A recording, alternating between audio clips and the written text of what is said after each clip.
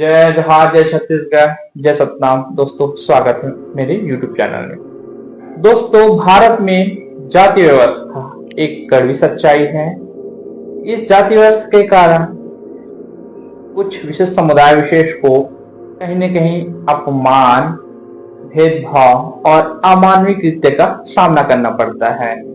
जाति कुछ विशेष समुदाय के लिए मान सम्मान और अभिमान का विषय हो सकता है, लेकिन जाति कुछ विशेष समुदाय के लिए अपमान, तिरस्कार और अत्याचार का विषय भी बन जाता है। दोस्तों इसी विषय के संबंध में हम बात करेंगे दोस्तों कि इस जाति विशेष के वजह से कुछ विशेष समुदाय को संविधान में कुछ सुरक्षा कवच प्रदान किया गया है, जिसे SC/ST एक्ट के नाम से जाना जाता है। दोस्तों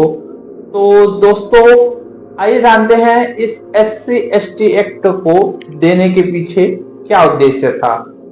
दोस्तों जैसे कि आपको पता होगा कि जाति व्यवस्था के कारण अपर कास्ट के लोगों के द्वारा जो लोअर कास्ट होते हैं, दलित और आदिवासियों के साथ अमानवीय कृत्य और अत्याचार होता है और उनके साथ भेदभाव भी होता है।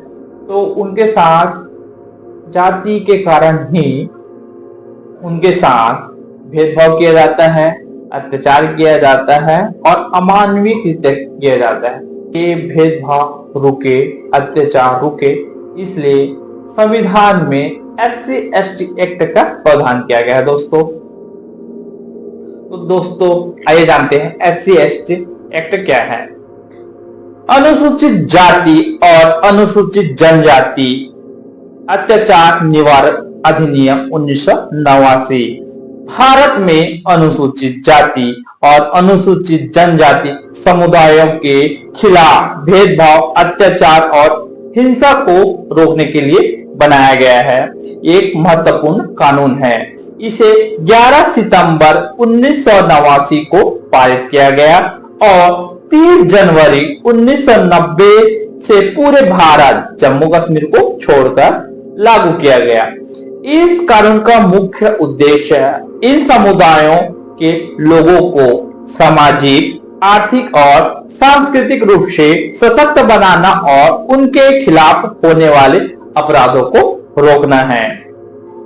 SC/ST एक्ट का उद्देश्य सामाजिक भेदभाव को रोकना। यह कानून अनुसूचित जाति और जनजाति के लोगों के खिलाफ छुआछूत, अपमान और हिंसा जैसे अत्याचारों को रोकने के लिए बनाया गया है।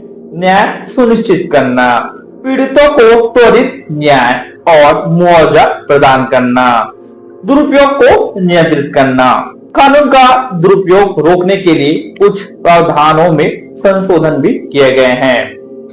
SC/ST एक्ट कब लागू होता है, आइए जानते हैं दोस्तों।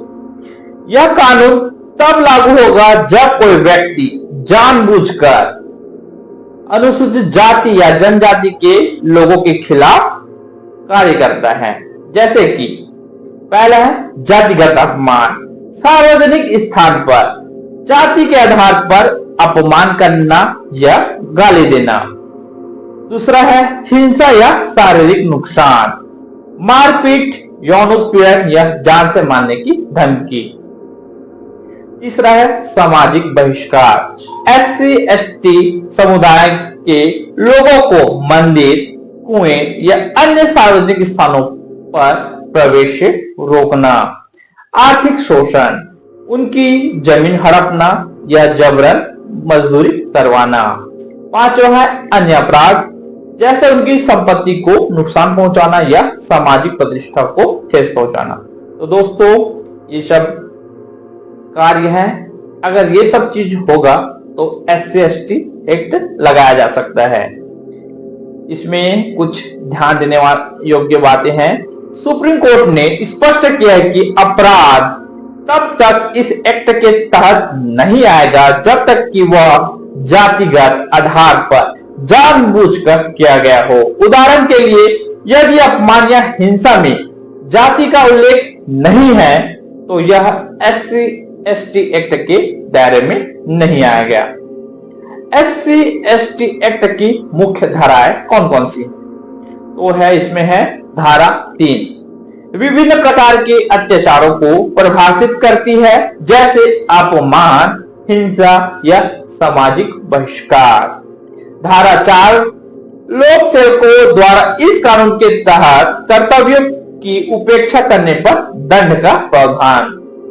धारा 15A, पीड़ितों को सुनवाई का अधिकार देती है, जैसे जमानत याचिका में शिकायतकर्ता को नोटिस देना अनिवार्य है। सजा और जमानत के प्रावधान, इसको देखते हैं दोस्तों कि इसमें क्या क्या है। सजा, इस एक्ट के तहत अपराध गैर जमानती होते हैं, इसमें जमानत आसानी से नहीं मिलता, और सजा 6 महीने से लेकर 7 साल तक हो सकती है। साथ में जुर्माना भी, कुछ मामलों में उम्र कैद तक की सजा हो सकती है, जैसे अगर कोई किसी के साथ अत्याचार में अगर मृत्यु हो जाता है तो इस केस में कहीं ना कहीं ये उम्र कैद हो सकता है। जमानत आसानी से नहीं मिलती। सुप्रीम कोर्ट ने 2018 में तत्काल गिरफ्तारी पर रोक लगाई थी, लेकिन बाद में संशोधन 2018 के बाद यह प्रावधान हटा दिया गया। हालांकि जमानत के लिए पीड़ित को सुनना अनिवार्य है। झूठे केस, यदि शिकायत झूठी पाई जाती है तो शिकायतकर्ता के खिलाफ कार्रवाई हो सकती है, जैसे आर्थिक दंड।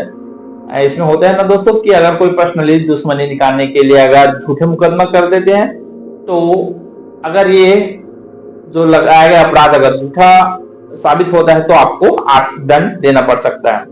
SC/ST एक्ट का दुरुपयोग, कई बार इस कानून का दुरुपयोग भी देखा गया है, जैसे व्यक्तिगत दुश्मनी के कारण झूठे मामले दर्ज कराना। सुप्रीम कोर्ट ने 2018 में दुरुपयोग को रोकने के लिए कुछ सुधार सुझाए थे, जैसे जांच के बाद गिरफ्तारी और जमानत का प्रावधान। हालांकि इन सुधारों के खिलाफ दलित समुदाय ने विरोध किया, जिसके बाद सरकार ने 2018 में संशोधन कर मूल कठोर प्रावधान बहाल कर दिए गए। उदाहरण, मथुरा के एक मामले में एक महिला ने झूठा केस दर्ज कर मुआवजा लिया, जो बाद में जांच में गलत पाया गया। ठीक है दोस्तों, तो ऐसे कृत्य से थोड़ा बचना चाहिए, क्योंकि यह SC/ST एक्ट सुरक्षा कवच है। अगर आप इसको मिसयूज करोगे तो कहीं ना कहीं न्यायपालिका को भी इस संबंध में टिप्पणी करना पड़ जाता है, और न्यायपालिका अगर टिप्पणी करता है कहीं ना कहीं वो विधान बन जाता है। मुआवजा और सहायता, पीड़ितों को सरकार की ओर से आर्थिक मुआवजा दिया जाता है, जो अपराध की गंभीरता पर निर्भर करता है। उदाहरण, 4 लाख रुपए तक 4 लाख रुपए तक आपको मुआवजा मिल सकता है, आर्थिक सहायता मिल सकता है। विशेष अदालतें, SC/ST स्पेशल कोर्ट, इस कानून के तहत मामलों की सुनवाई करती है ताकि त्वरित न्याय मिल सके। महत्वपूर्ण सुप्रीम कोर्ट के फैसले, तो SC/ST एक्ट के संबंध में सुप्रीम कोर्ट का जो फैसला आया है अभी तक, उनको देख लेते हैं। 2018 का फैसला, तत्काल गिरफ्तारी पर रोक और जांच के बाद कार्रवाई का प्रावधान। इस फैसले के खिलाफ भारत बंद का ऐलान हुआ था दोस्तों। 2020 का फैसला, यदि अपमान या उत्पीड़न जातिगत आधार पर नहीं है तो SC/ST एक्ट नहीं लगेगा। 2024 का फैसला, अपमान में जाति का उल्लेख अनिवार्य है, अन्यथा यह एक्ट लागू नहीं होगा। अगर कोई अपमान करता है तो आपको अगर जाति उसमें इन्वॉल्व होता है तभी ये SC/ST एक्ट लागू होगा दोस्तों। ठीक है, तो दोस्तों इन सब का कंप्लीट निष्कर्ष देख लेते हैं। SC/ST एक्ट अनुसूचित जाति और जनजाति के लोगों के अधिकारों की रक्षा के लिए एक शक्तिशाली कानून है, लेकिन इसके दुरुपयोग की शिकायतें भी सामने आती हैं। यह कानून सामाजिक समानता को बढ़ावा देने और ऐतिहासिक अन्याय को दूर करने में महत्वपूर्ण भूमिका निभाती है। हालांकि इसके प्रभावी क्रियान्वयन और दुरुपयोग को रोकने के लिए संतुलित दृष्टिकोण की आवश्यकता है। तो दोस्तों आप लोगों को SC/ST एक्ट के बारे में कंप्लीट नॉलेज मिल चुका है दोस्तों। आप लोगों से यही अनुरोध है कि इस एक्ट को आप दुरुपयोग मत कीजिए। ये क्योंकि समाज में अत्याचार अन्याय बहुत तेजी से बढ़ते जा रहा है और इसका मिसयूज मत कीजिए, क्योंकि अगर आप मिसयूज करोगे तो न्यायालय को इस संबंध में टिप्पणी करना पड़ जाता है, जिसके वजह से जो वास्तविक उसके हकदार हैं उस कानून के सुरक्षा के, उनको कहीं ना कहीं वंचित होना पड़ सकता है अगर ये SC/ST एक्ट पुनः न्यायालय के मिसयूज SC/ST एक्ट के मिसयूज की जानकारी न्यायालय को पुनः अगर प्राप्त होती है तो इसलिए दोस्तों आप SC/ST एक्ट का दुरुपयोग मत कीजिए। ये अभी समाज के लिए बहुत जरूरी है। सभी समाज के व्यक्ति, समुदाय के व्यक्ति इस पर विशेष ध्यान देवे। तो दोस्तों, अगर मेरा यह वीडियो आप लोगों के लिए अगर उपयोगी है या आप लोगों को अच्छा लगा होगा तो मेरे चैनल को लाइक करना, सब्सक्राइब करना, ठीक है दोस्तों, और शेयर भी जरूर करना। जय सतनाम, जय सतनाम, जय सतनाम।